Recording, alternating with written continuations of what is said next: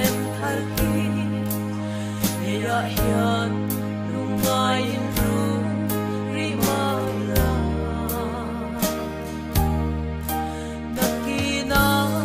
lalpa mo kurin totoro ne nin ko dom si ni ro kui tak sukan khen to ang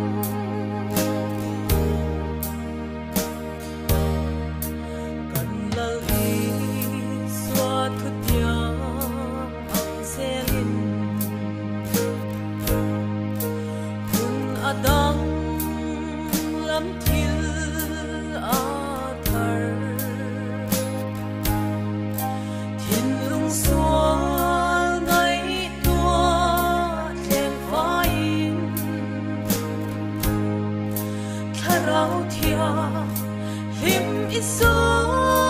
mang u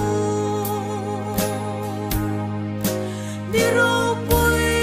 tak lo khen tur chu rin na in ikhira chung wan Jerusalem tharki leya hian lungai in ru rima ila nakina lalpa mo turin totoro ne nin ko dom si ni ro pui tak chukan khen to ang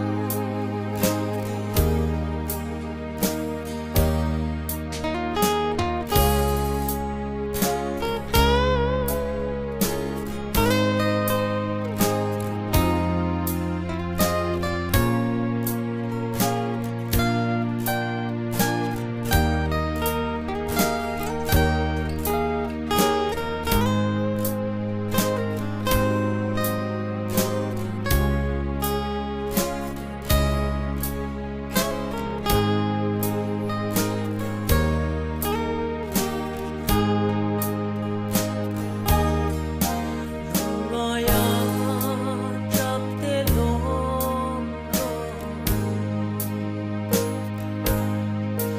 hun rei kan nak tom long e ve thei tram thomin van hor lan pa ka te him ang u ni ro pui tak lo khen tur chu rin na in ikhira chung wan Jerusalem tharki ya hian lungai in ru rima ila nakina lalpa mo kurin totoro ne nin ko dom si ni ro pui tak chukan